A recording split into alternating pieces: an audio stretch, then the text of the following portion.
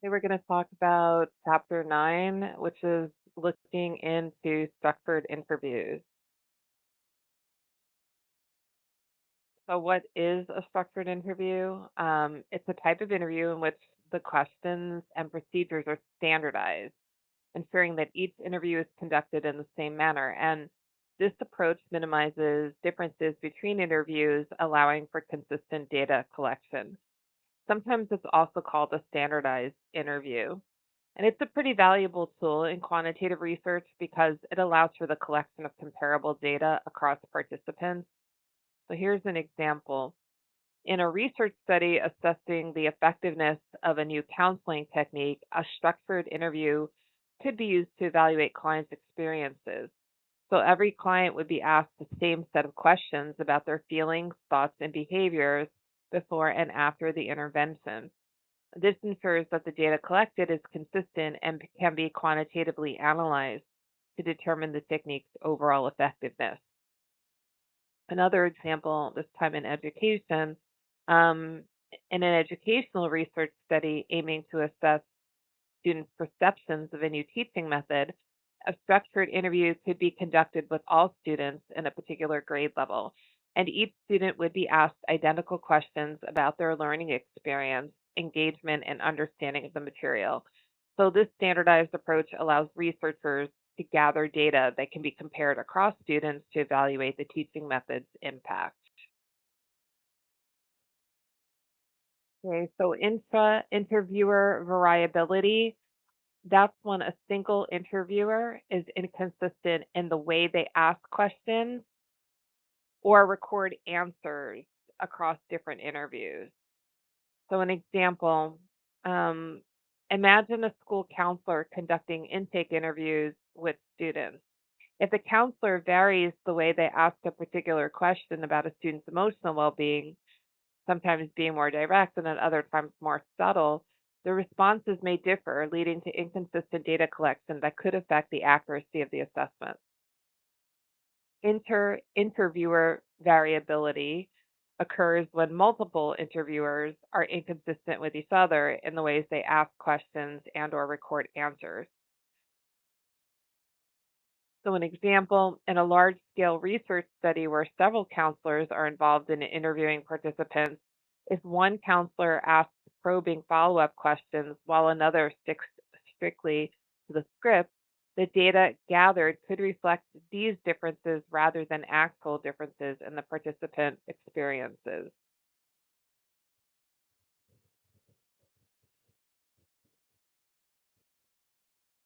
And the chapter talks about the advantages of telephone interviews. They talked about it being a cheaper and quicker option. So telephone interviews reduce the cost associated with travel and venue arrangements, and they can also be scheduled more flexibly, allowing interviews to be conducted faster compared to in-person interviews. An example from education, a university conducting a follow-up study on alumni satisfaction can use telephone interviews to quickly gather feedback from graduates across different regions without the need for travel or scheduling in-person meetings. And this approach saves on costs and allows the study to be completed in a shorter time frame. Another example, a counseling center conducting client satisfaction surveys might use telephone interviews to efficiently reach out to clients who've completed therapy, and this method reduces the time and expenses involved in organizing face to face interviews, allowing the center to gather more data in less time. Another benefit is it's easier to supervise. So supervisors can easily monitor multiple interviews in real time, ensuring consistency and adherence to the interview protocol. And this is particularly useful in large scale studies or when training new interviewees. Um, so, an example in a research project assessing student engagement, supervisors can easily monitor telephone interviews conducted by multiple teachers to ensure that all follow the same script and approach, and this ensures consistency in the data collection process. Another example, a counseling research team can supervise telephone interviews conducted by different counselors to ensure that each interview is conducted uniformly, minimizing variations in how questions are asked or responses are recorded. Respondents' answers are less likely to be affected by the interviewer in this method, since the interviewer and respondent are not face to face. The likelihood of the respondent's answers being influenced by the interviewer's facial expressions, body language, or other nonverbal cues is reduced, and this can lead to more honest and unbiased responses. Also, if we look at an example, so let's think about one from education. When interviewing parents about their children's school experience, a telephone interview reduces the influence of the interviewer's presence, leading parents to provide more candid feedback, possibly, right, about their concerns or satisfaction within the school. Um, Maybe here's one for counseling. In a study evaluating the effectiveness of a new therapy technique, clients might feel more comfortable and less pressured to respond in socially desirable ways during a telephone interview, leading to more accurate reflections of their experiences. I mean, I feel that these are somewhat subjective. But there is some concerns as well. So there's the potential for sampling bias because not everyone has access to a phone, which can exclude certain populations from the study. So there's also accessibility issues. So individuals with hearing impairments may find telephone interviews challenging. So an example, conducting telephone interviews with elderly clients who have hearing impairments could result in miscommunication or incomplete data affecting the study's validity. I just literally took that out of a personal page because my dad has a impairment, and it's very challenging sometimes to talk with him on the phone. And sometimes he has both a cell phone and a landline, and his hearing aid only works with his landline, not his cell phone. So if someone calls him on his cell phone, he really can't understand anything, and he's trying to kind of play along like he does, but he really doesn't.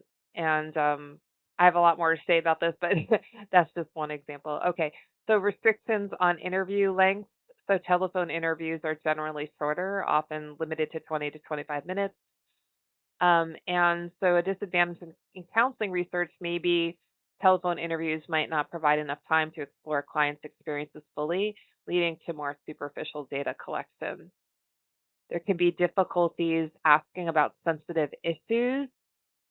So although telephone interviews can increase anonymity, discussing sensitive topics may still be challenging. For example, asking students about bullying experiences over the phone may prevent them from opening up fully, affecting the reliability of the data. And in counseling, clients might be less willing to discuss deeply personal or traumatic experiences over the phone, even if they know their identity is protected. So there's also a missed opportunity to collect additional data. So without face-to-face interaction, additional data such as body language or environmental context cannot be collected. So an example in counseling research, the inability to observe nonverbal cues can lead to incomplete interpretations of a client's emotional state. Call screening and declines in landlines. So the decline in landline use and the prevalence of call screening can affect who participates in the study. So an example, in surveys targeting older adults, those who rely solely on landlines might be overrepresented, while younger, more mobile populations might be underrepresented. There can also be difficulty checking the respondent's identity, so verifying the identity over the phone is, I would say, next to impossible. So, computer assisted interviewing can enhance the researcher's control over the process, um, in that it allows the researcher to control the flow of the interview more effectively, ensuring that questions are asked in the same intended sequence and that all required data is collected systematically.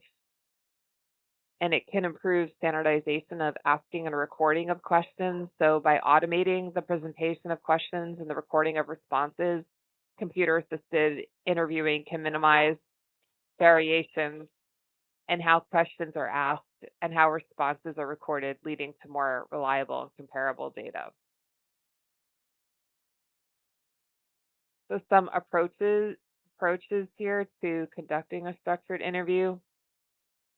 The way you approach interviewees can significantly impact their willingness to participate and the quality of the data collected. So, a respectful and clear approach sets a positive tone for the interview, starting with writing an introductory statement. So, this is crucial for setting the context and establishing trust with the interviewee, and it should include key information about the researcher, the research purpose, confidentiality, and voluntary participation. So, an example, when interviewing students, the introductory statement might include assurances that their responses will not affect their grades and that the study aims to improve the learning experience. You want to know the schedule, so being, familiarity with the interview schedule is essential to conduct the interview smoothly. Piloting the interview schedule can help identify potential issues and improve the flow. So, an example, before conducting interviews with parents about school policies, a pilot test with a small group of parents can help refine the questions and the interview process. Training and supervision, proper training and supervision are necessary to maintain consistency and reduce interviewer bias. So, training should cover how to contact respondents, read questions, use probes, record responses, and maintain a non biased approach.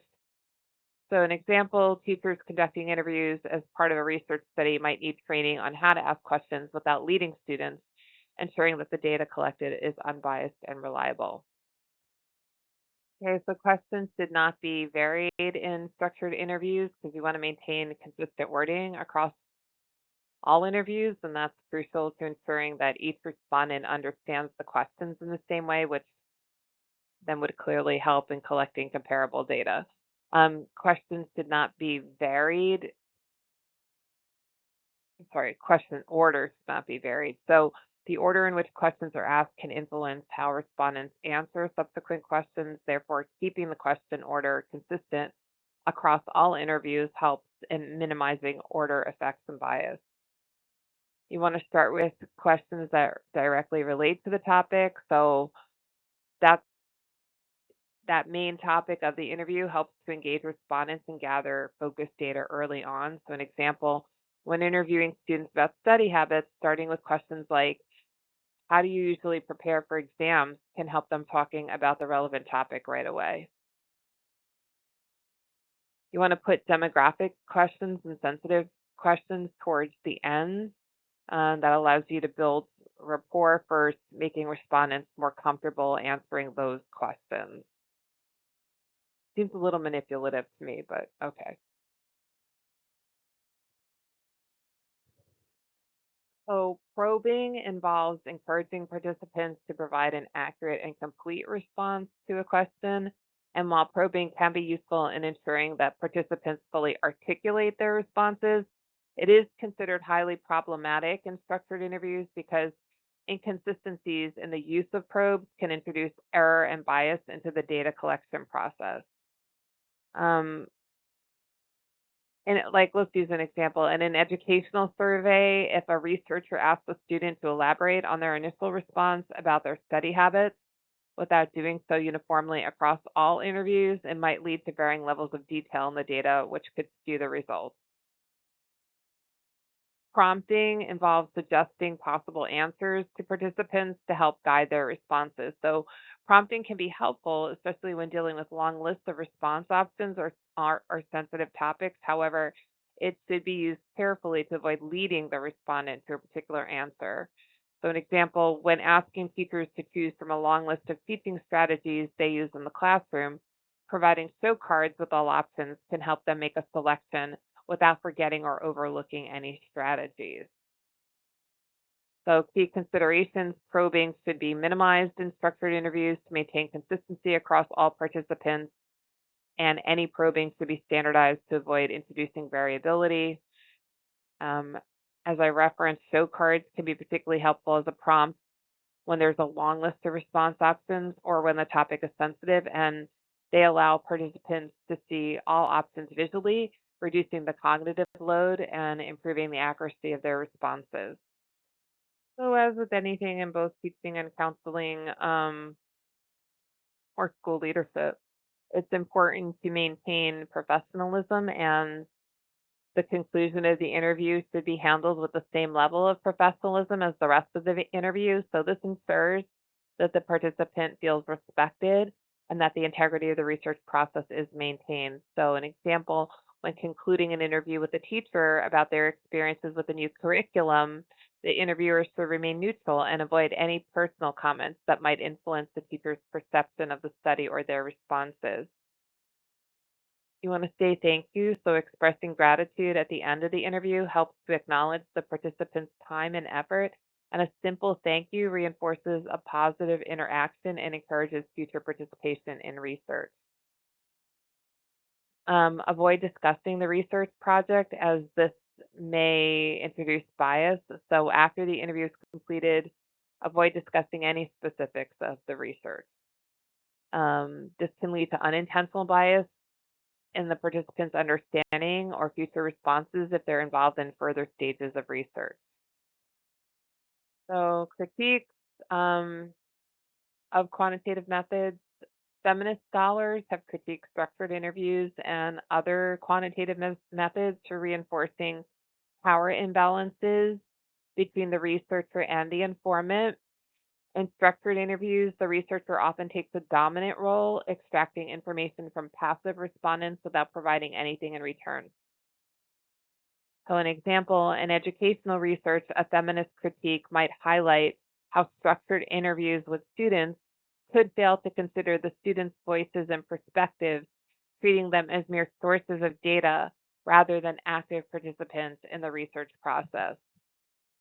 So, characteristics of the interviewer, things like gender, age, ethnicity, and class, can influence the rapport with the respondent and may affect the responses given, and these factors can introduce bias into the data if not properly accounted for.